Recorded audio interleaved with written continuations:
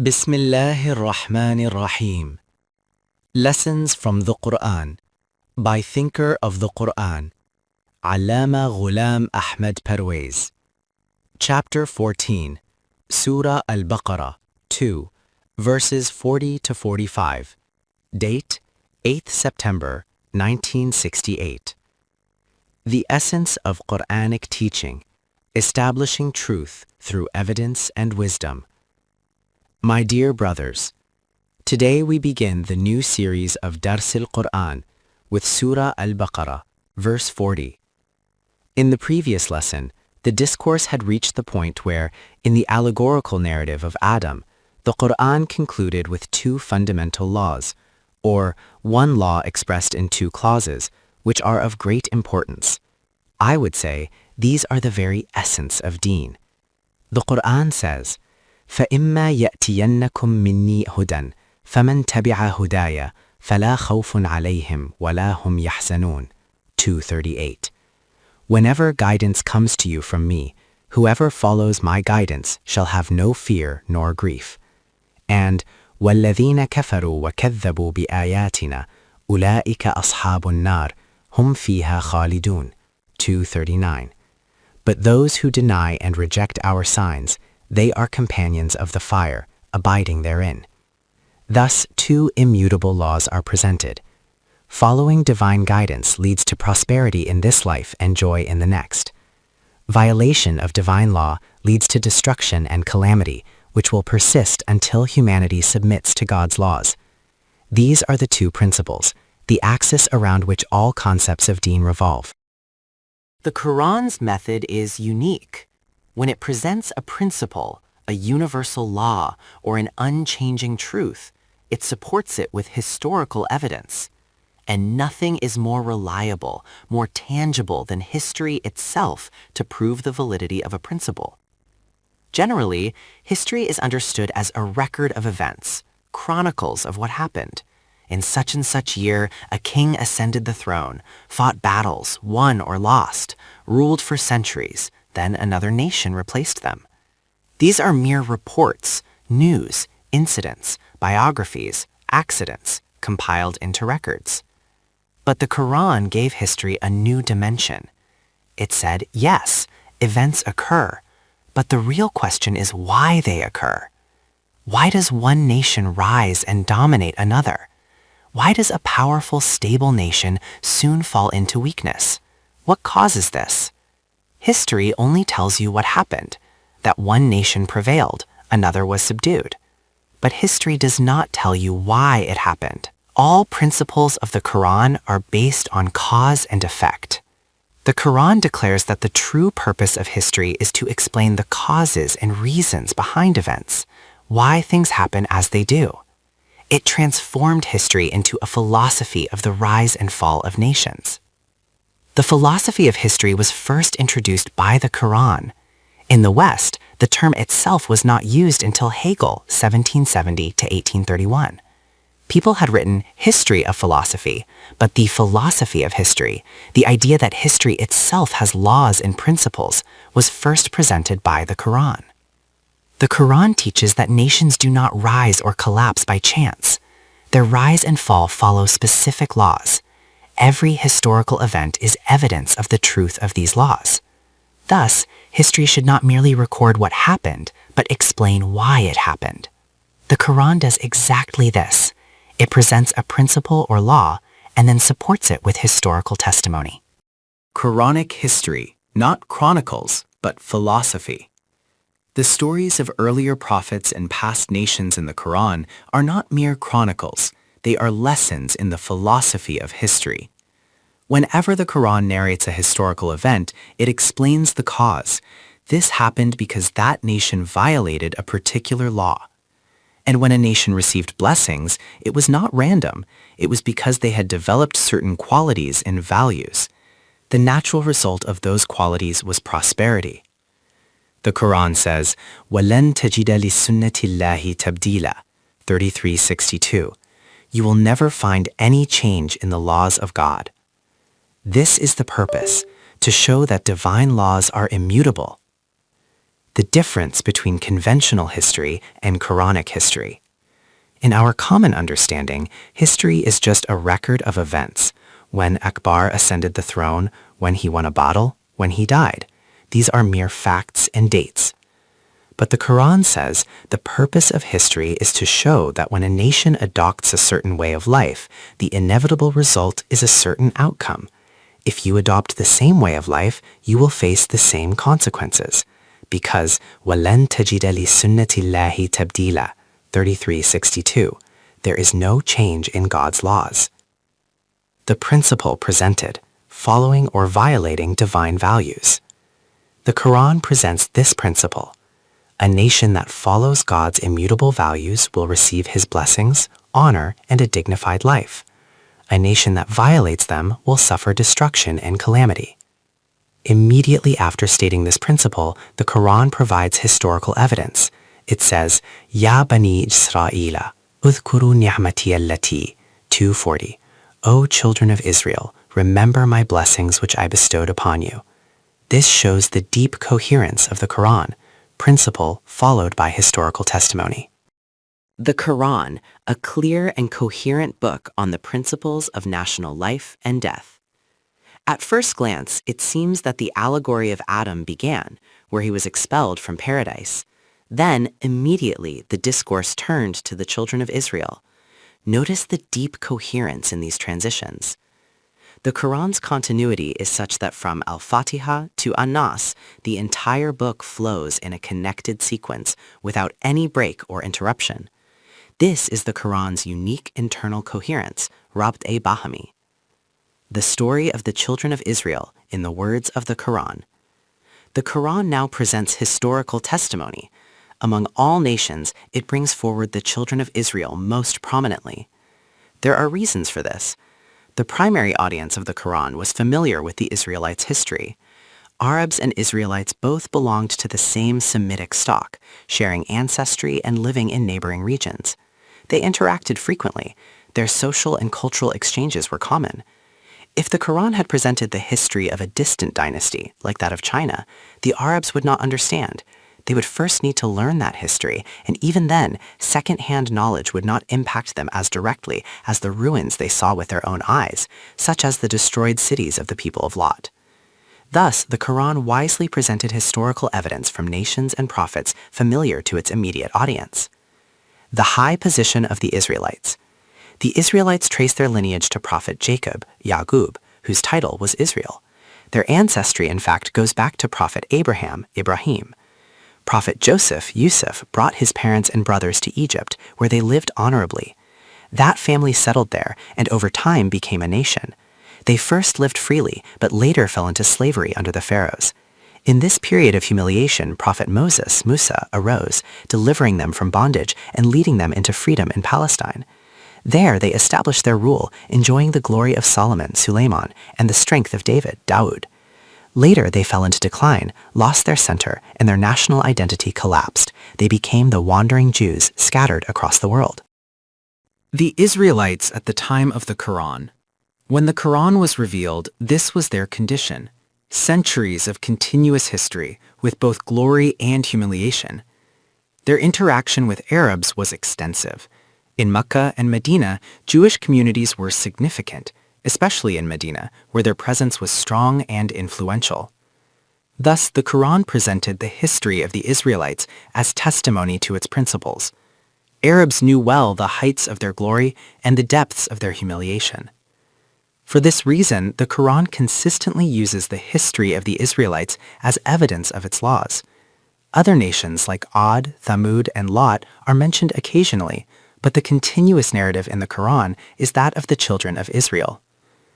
The Quran presents an objective standard for national honor through the story of the Israelites. Where does the Quran begin this discussion? In Surah Al-Fatiha, we are taught a prayer. Ihdina sirat al-mustaqim, guide us to the straight path. Sirat al-ladhina an'amta alayhim, the path of those upon whom you bestowed blessings. Thus the Quran directs us to look at the nations upon whom divine blessings descended. The first historical testimony, the children of Israel. the Quran presents its first historical evidence. Ya bani Israel adhkuru ni'mati allati an'amtu alaykum. O children of Israel, remember my blessings which I bestowed upon you. This clarifies that divine blessings are not imaginary spiritual kingdoms in the heavens while living a life of humiliation on earth. Rather, the Quran presents the living, enduring history of a nation, the Israelites, and says, look at them. See the period when they enjoyed real power and authority in this world. The meaning of divine blessings, superiority among contemporary nations. Just 4 verses later, the Quran explains, Ni'matiya allati an'amtu alaykum, 247, my blessings which I bestowed upon you.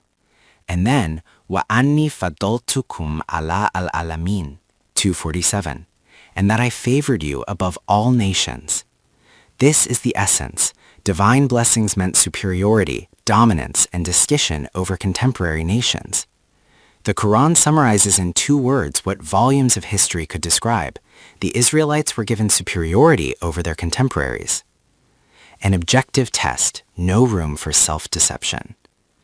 Thus, the fundamental meaning of divine blessings is that a nation enjoys superiority among its contemporaries. If a nation holds a distinguished position among its peers, it is truly min'am alaykum, blessed by God. If a nation does not enjoy such superiority, it should not deceive itself into thinking it is divinely favored. This is an objective test, an external standard, leaving no room for self-deception. The Quran's criterion is clear. The blessed nation is the one that holds superiority among the nations of its time. The present condition of Muslims in the world. Reflect carefully on this position. Those who imagine themselves to be God's most beloved nation, the beloved ummah of his beloved messenger, spread from Morocco to Indonesia, should look at their actual condition today. These nations call themselves Muslim and believe they are the recipients of divine blessings. But ask, does their condition reflect wa anni fadultukum ala al-alamin, 247, I favored you above all nations? Or is their reality one of humiliation, degradation, and weakness? Indeed, their state is worse than that of the Jews, whom Muslims for centuries considered the most humiliated of nations. Today, even that humiliated nation has become dominant over them. This is the height of disgrace. And this dominance is not limited to one region. It extends even over the very centers Muslims call the heart of Islam. The rest of the Muslim world is powerless, reduced to praying that worms infest their cannons, unable to act.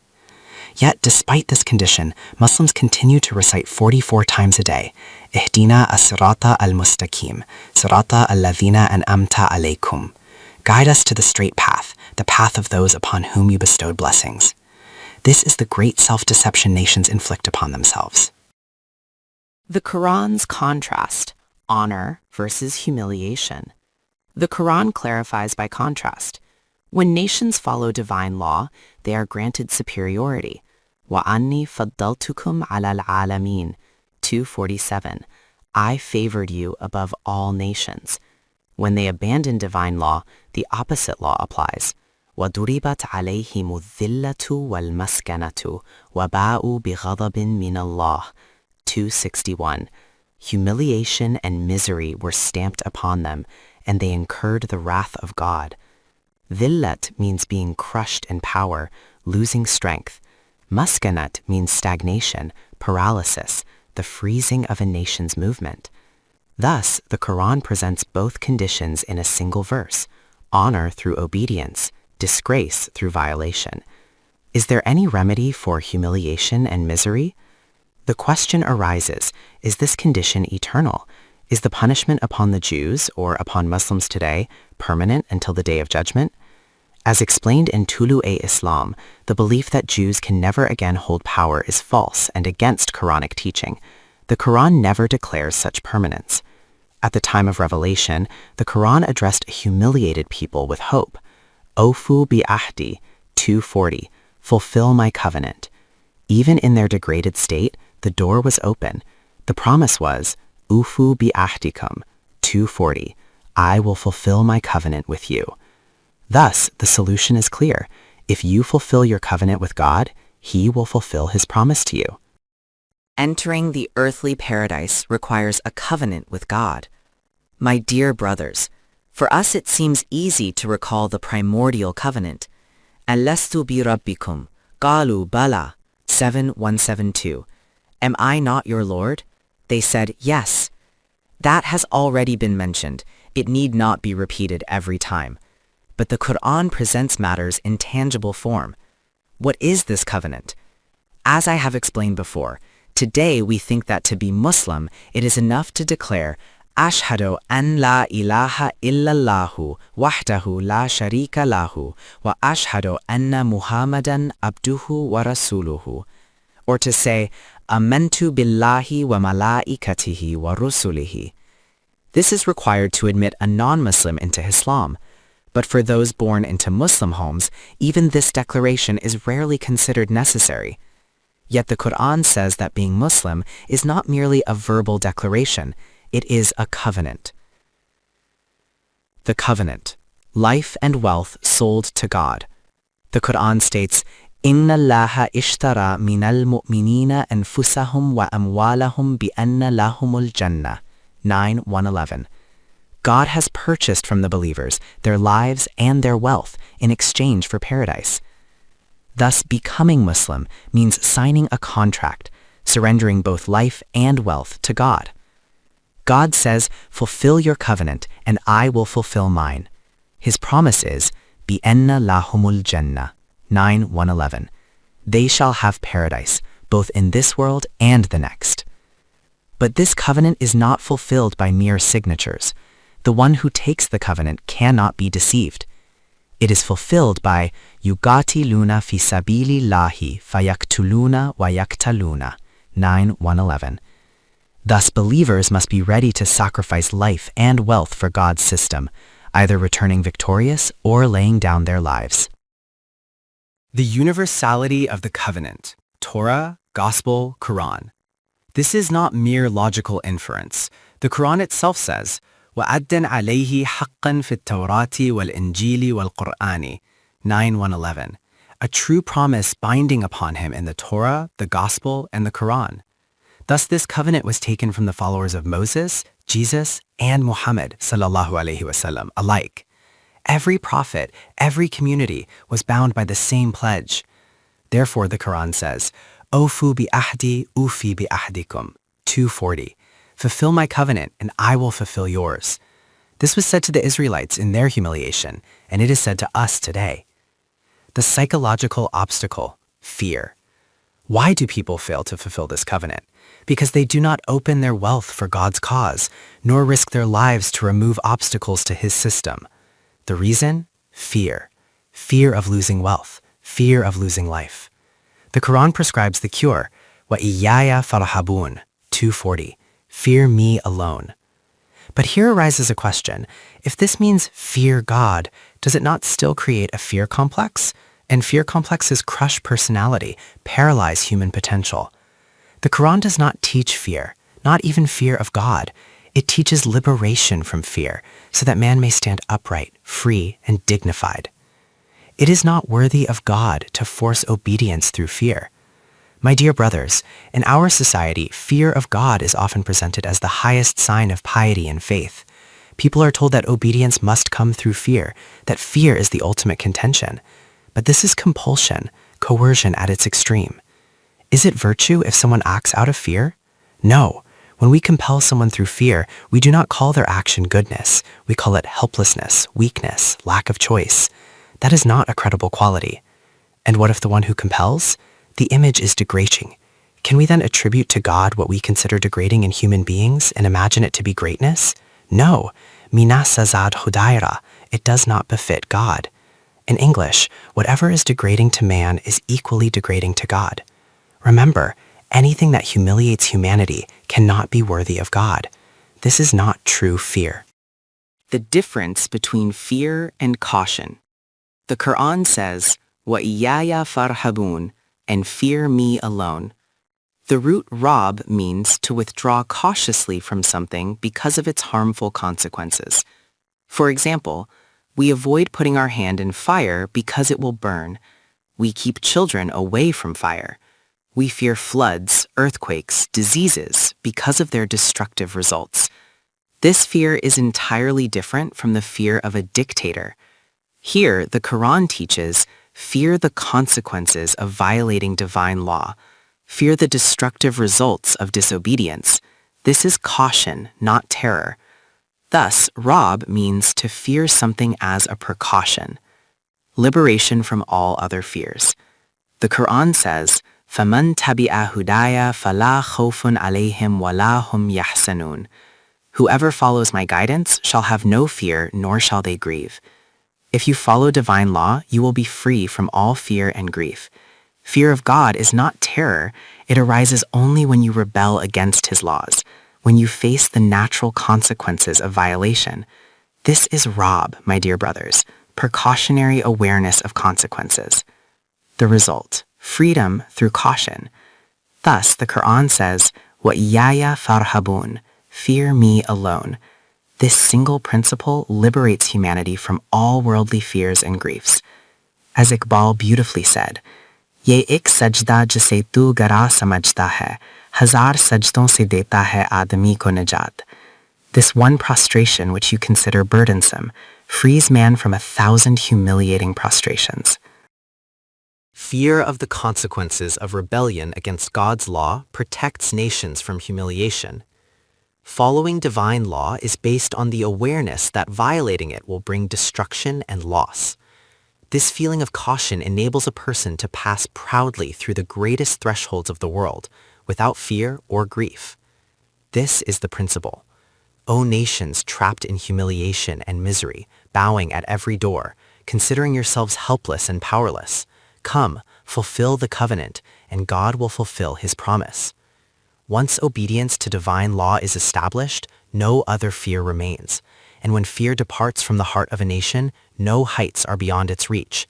Its strength becomes immeasurable. We saw this demonstrated at the Wagah border 3 years ago. Despite lack of resources, small numbers, and unfavorable conditions, when fear was absent, courage transformed weakness into strength. As the Quran says, وَإِيَّايَ فَأَرْهَبُونَ, fear me alone. This is a profound declaration. Fear no one else, for no other fear is necessary. The two basic motives of human behavior. Human behavior is driven by two core motives. 1. Jalb manfaat, the attraction to benefit, the desire to gain something. 2. Dafa magaat, the avoidance of harm, the fear of loss or damage. These two impulses determine whether nations rise or fall. The Quran describes the faithful. وَيَدْعُونَنَا رَغَبًا وَرَهَبًا. They call upon us in hope and in fear. Whether seeking benefit or avoiding harm, they turn towards God's law. How to fulfill the covenant today?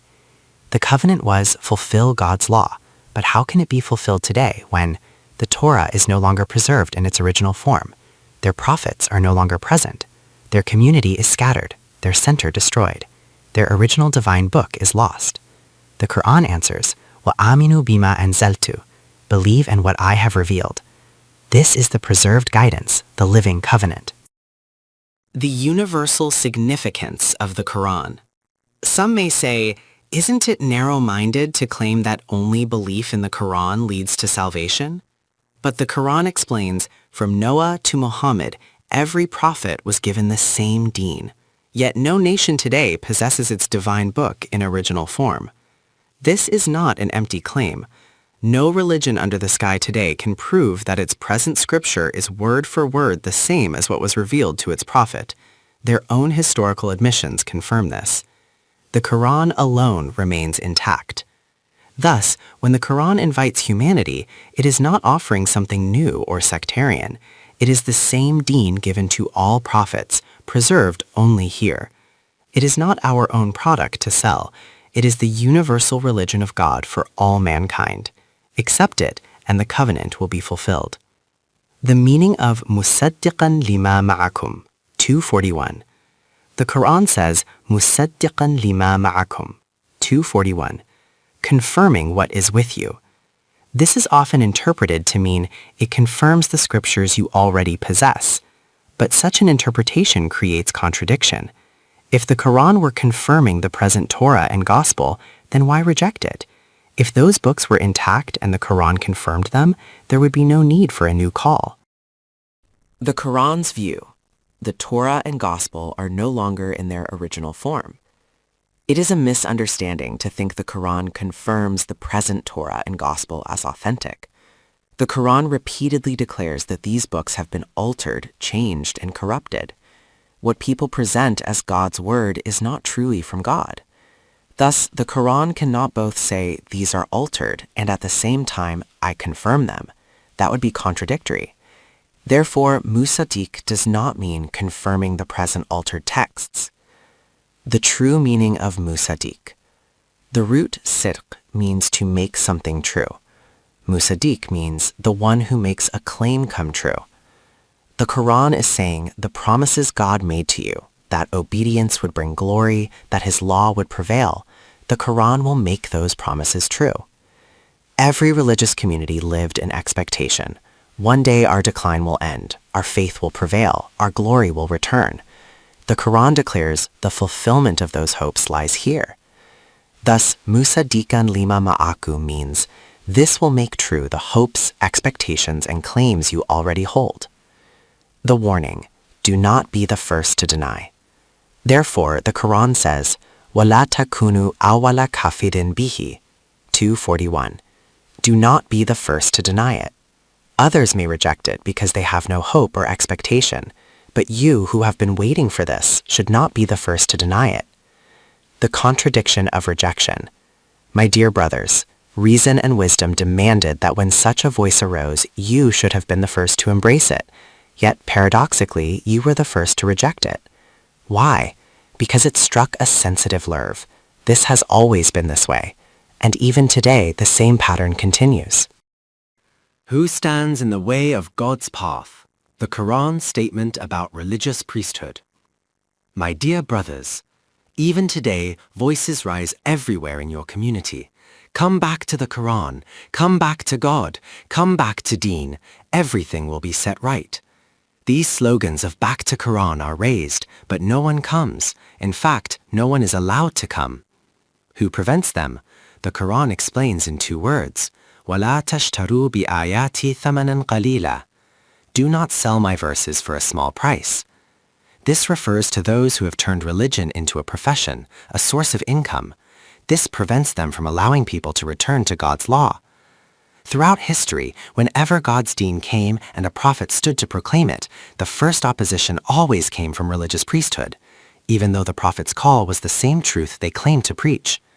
Their preaching was deception, a cover for profiteering. They knew if God's law prevailed, their trade in religion would end. The example of the Israelites.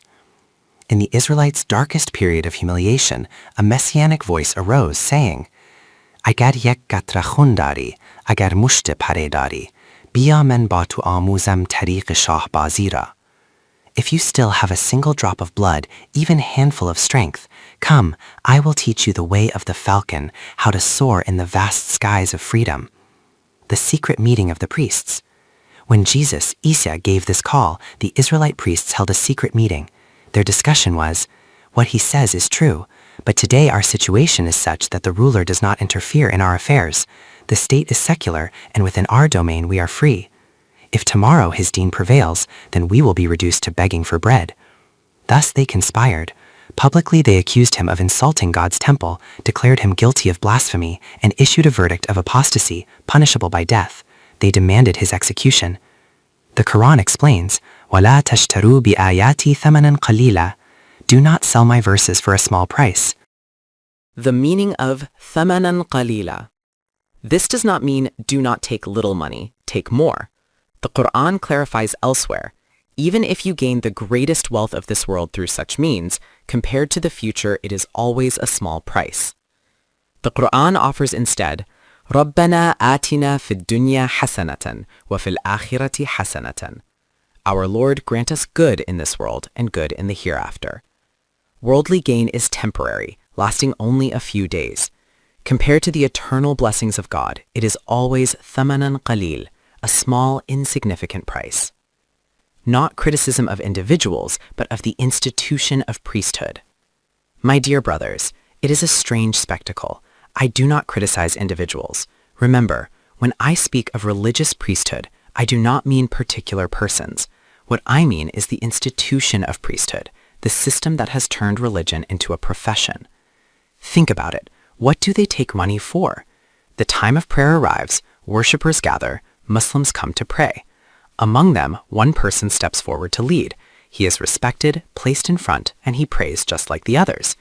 After finishing, he says, "Now pay me." My dear brothers, reflect. Was it not your own prayer that you had to perform? Did he pray extra units on your behalf for which he now demands payment? He prayed his own prayer, you prayed yours. Yet he insists, "Pay me." This is what prevents people from turning to God's law. In the system of God, there is no such thing. You will not take money for your own prayer. You will have to work and earn through effort, just as everyone else does. The Quran calls this class mutrafin, placing the wealthy elite and religious priesthood in the same category. The Quranic category of mutrafin. It may seem outwardly that these people are poor, without wealth, but the issue is not about capital alone. Whoever does not work himself, but lives off the labor of others, is included among the mutrafin. He is, in essence, a capitalist. The Quran touches this sensitive nerve. Anyone who avoids labor and survives on others' effort belongs to the category of exploiters. The greatness of the Quran contrasted with their behavior. The Quran declares, إِنَّهُ لَقُرْآنٌ كَرِيمٌ فِي كِتَابٍ مَكْنُونٍ لَا يَمَسُّهُ إِلَّا الْمُطَهَّرُونَ تَنْزِيلٌ مِّن رَبِّ الْعَالَمِينَ 56:77-80. It is indeed a noble Quran, in a protected book. None touch it except the purified, a revelation from the Lord of the worlds. Then it asks, أَفَبِهَذَا الْحَدِيثِ أَنْتُمْ مُدْهِنُونَ 56:81. Do you then treat this discourse lightly? And further, وَتَجْعَلُونَ رِزْقَكُمْ أَنَّكُمْ تُكَذِّبُونَ 56:82. You make your livelihood by denying it. Thus, they reject the Quran so that their bread and butter may continue. The consequences of religion as a profession. Because of this, their communities are filled with disputes, mutual accusations of disbelief, locked mosques, endless litigation, even violence and murder. Yet whenever a voice of Quran, reason, or humanity arises, they unite against it, not because of truth, but to protect their profession. Just as in every trade, professionals may compete among themselves, but when their trade itself is threatened, they form a union. Similarly, priesthood unites to resist any call that challenges their profiteering from religion. Different sects with different shari'ahs still protect their professions. What a statement the Quran makes. It says, وَقَالَ إِنَّمَا اتَّخَذْتُم مِّن دُونِ اللَّهِ أَوْثَانًا 29:25. Prophet Abraham alayhi salam said to them, "These stone idols, you know their reality, and we know it too. Yet you deceive people by claiming that you worship them as representatives of God." He explained, "Do you know why you cling to them, even though among yourselves you fight and quarrel? When I raised my voice against them, you united because of mawadda bainakum fil hayat ad-dunya, worldly interests. For the sake of worldly gain, you form a group, a force of unity. Thus, when someone raises against their profession, they accuse him of being against Sharia, against Islam, against the pious predecessors, Salaf as-Salihin. Yet, ironically, they insult each other's ancestors all the time. But when someone speaks of true deen, they unite, not for truth, but for worldly interests. The Quran says, وَلَا تَشْتَرُوا بِآيَاتِي ثَمَنًا قَلِيلًا وَإِيَّايَ فَاتَّقُونَ. Do not sell my verses for a small price, and fear me alone. And further, وَلَا تَلْبِسُوا الْحَقَّ بِالْبَاطِلِ وَتَكْتُمُوا الْحَقَّ وَأَنْتُمْ تَعْلَمُونَ. Do not mix truth with falsehood, nor conceal the truth while you know it. They know what true deen is, what God's command is, what the Quran says, yet they conceal it, suppress it, and hide it. Why is only half the verse written on the marriage contract form? A very interesting example arises here. In their system, a man is permitted to marry 1, 2, 3, or 4 wives. To support this, they cite a Quranic verse, and at the time of marriage, this verse is recited. On the marriage contract form, a Quranic verse is written. The verse is, وَإِنْ خِفْتُمْ أَلَّا تُقْسِطُوا فِي الْيَتَامَى 29:25. This means, if you fear that you cannot deal justly with orphan women, i.e., if in society there are widows, older women, orphans with children, and no fair solution is found for them, then the verse continues, فَانْكِحُوا مَا طَابَ لَكُم مِّنَ النِّسَاءِ. Then marry those women who are lawful to you, 2, 3, or 4. This is a conditional sentence, جملة شرطية. The permission is conditional upon a social situation arising where orphaned or widowed women need protection and settlement. But on the marriage contract form, the first part, وَإِنْ خِفْتُمْ أَلَّا تُقْسِطُوا فِي الْيَتَامَى 29:25, is omitted. The form begins directly with فَانْكِحُوا مَا طَابَ لَكُم مِّنَ النِّسَاءِ. Thus, the condition is hidden and only the permission is highlighted. Even in terms of grammar, this is incorrect. If a student in 8th grade wrote a conditional sentence without its condition, the teacher would mark it wrong. Yet here, the Quranic verse is deliberately truncated to conceal the condition. This was just a small example I gave. What can I say? So many verses are hidden? They cannot remain hidden completely. Something always comes out. The Quran says, وَلَا تَلْبِسُوا الْحَقَّ بِالْبَاطِلِ. Do not mix truth with falsehood.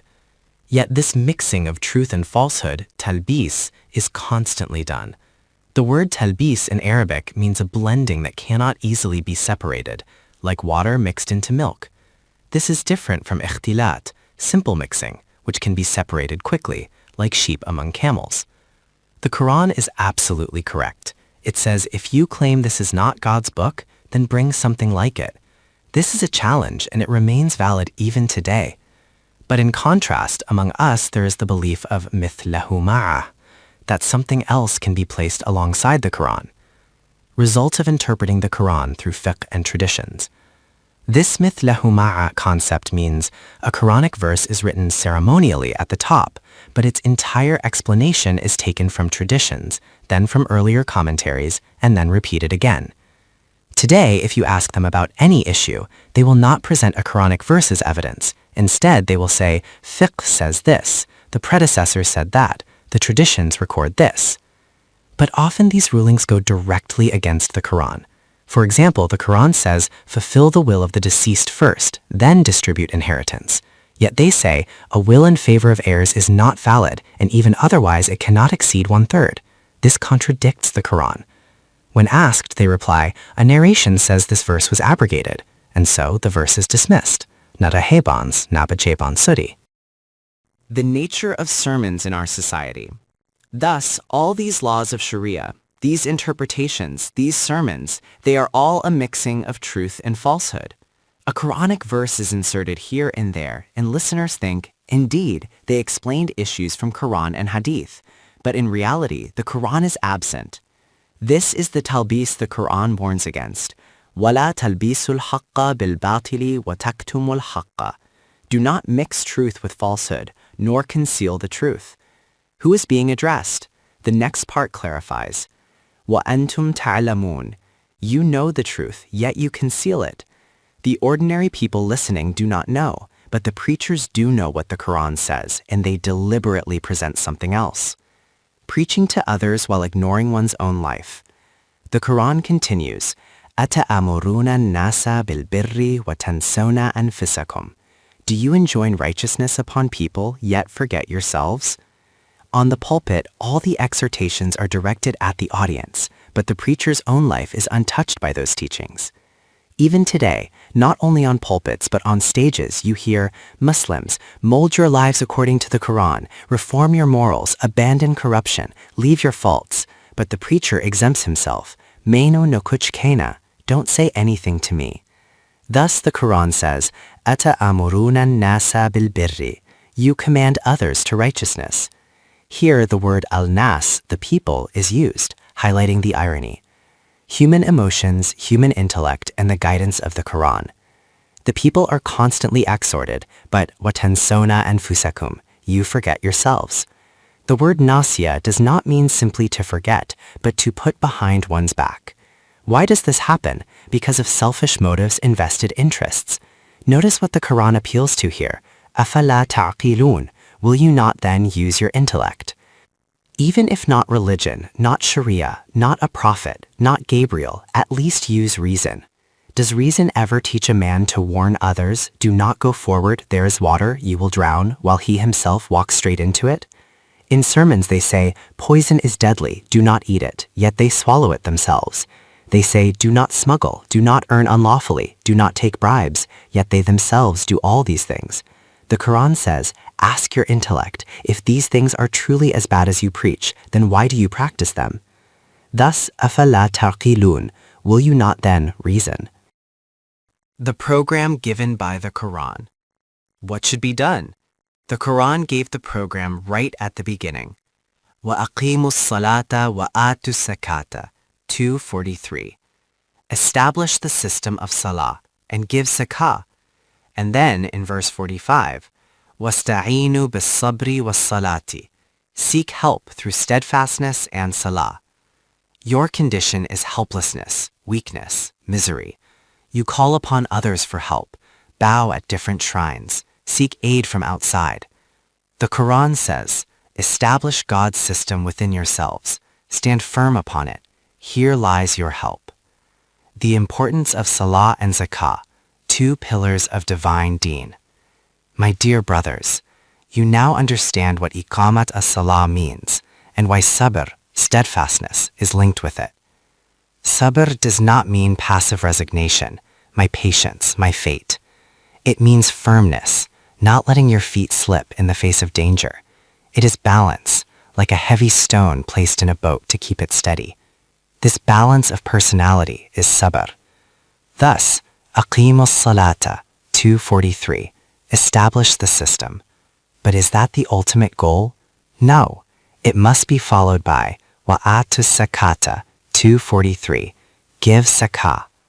The word zakah means provision for growth and development. The purpose of establishing the system is to provide the means of nourishment and development to all humanity.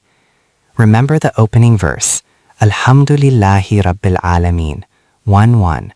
All praise belongs to God, the sustainer of all worlds. Sustenance for all humanity is delivered through the system formed under his laws. Thus, Aqimus Salata, 2:43, establish the system, and then Wa'atu Zakata, 2:43, provide nourishment and development to all. Start within your own society, then expand outward, spreading growth and prosperity. The result, dignity and freedom from fear. These two pillars, salah and zakah, are the foundation of deen. Through them, humiliation and misery will be removed. Nations will rise with dignity. They will walk with heads held high, free from fear and grief. فَلَا خَوْفٌ عَلَيْهِمْ وَلَا هُمْ يَحْزَنُونَ 2:38. No fear shall be upon them, nor shall they grieve. The conventional meaning of salah and zakah in our society and its result. The Quran has mentioned only two things as the source of great results, salah and zakah. Today, their meaning has been reduced to prayer and 2.5% charity. I am not criticizing, I am only asking, do these two practices in their current form produce the results the Quran promised? This is a point worth pondering. Two possibilities arise. Either, God forbid, the Quran was wrong in saying these results would follow, which no one can accept. Or, what we call salah and zakah today are not what the Quran meant. It is like a doctor giving you a medicine saying your fever will go down in 3 hours. If after 3 hours the fever remains, you will question either the doctor is incompetent or the medicine given was not the right one. Often, the label on the bottle says one thing, but inside is something else. Similarly, the bottles of salah and zakah in our society carry the right labels, but inside they no longer contain the original prescription. Iqbal's question in Javidnama about the decline of the Muslim world. This is not criticism, but a logical conclusion.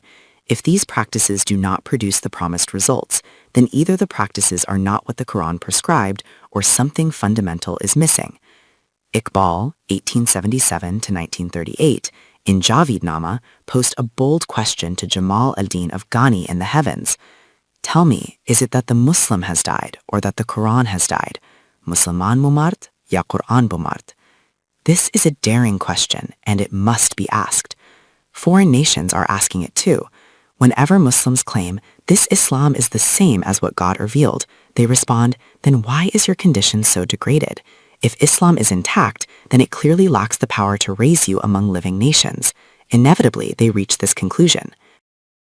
Iqbal's term, Ajami Islam, and the false medicine given to the Ummah. My dear brothers, the bottle is the same, the label is the same, the name is the same, but the medicine inside is Pakistan-made, locally manufactured. This is what Iqbal used to call Ajami Islam, Islam with a foreign-made label, fabricated outside the original spirit. People keep swallowing it, but it is not quinine, so how will the fever subside? The label says quinine, but inside it is something else. This is what happened to us. I have already explained that Salah is not an individual ritual, but a collective system in which the entire society follows God's laws.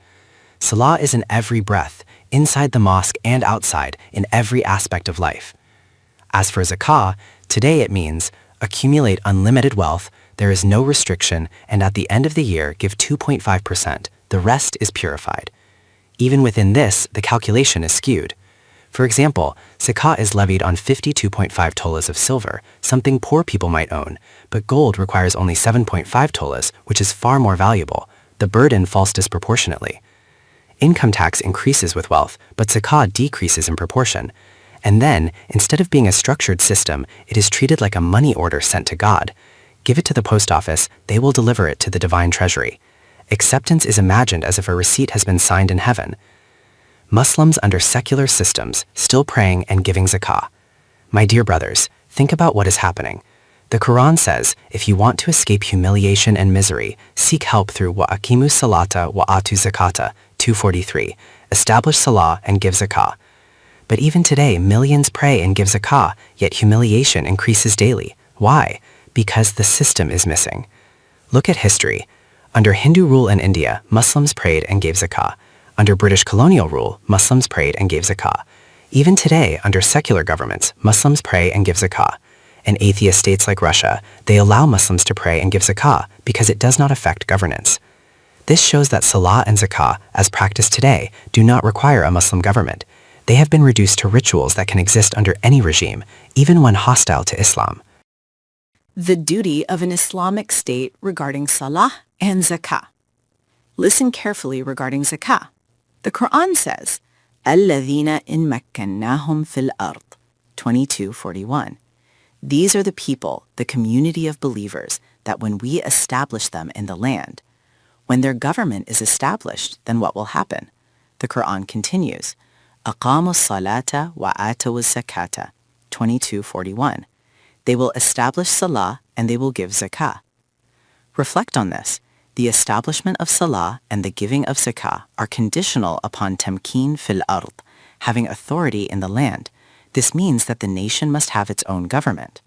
Then it is the government itself that gives zakah, i.e. ensures the provision of nourishment and development for all people. Therefore, the idea that government taxes are equivalent to zakah is incorrect. Zakah is the duty of an Islamic government, not a substitute for taxation. The responsibility of an Islamic government. The fundamental duty of an Islamic government is to provide the means of growth and sustenance to all human beings. This can only be done when the government itself is established on divine law. The Quran describes the declaration of such a government from its very first day. نَحْنُ نَرْزُقُكُمْ وَإِيَّاهُمْ 6:151. We provide sustenance for you and for your children. This is the pledge of responsibility, that the state guarantees nourishment and development for all citizens. Note on the lesson. My dear brothers, due to a power failure, 2 or 3 minutes of this lesson were not recorded, but since we are continuing this series in the next session, the missing words do not affect the continuity of the discourse. Please wait for the next Sunday's lesson. رَبَّنَا تَقَبَّلْ مِنَّا إِنَّكَ أَنْتَ السَّمِيعُ الْعَلِيمُ. Our Lord, accept from us. Indeed, you are the all-hearing, the all-knowing.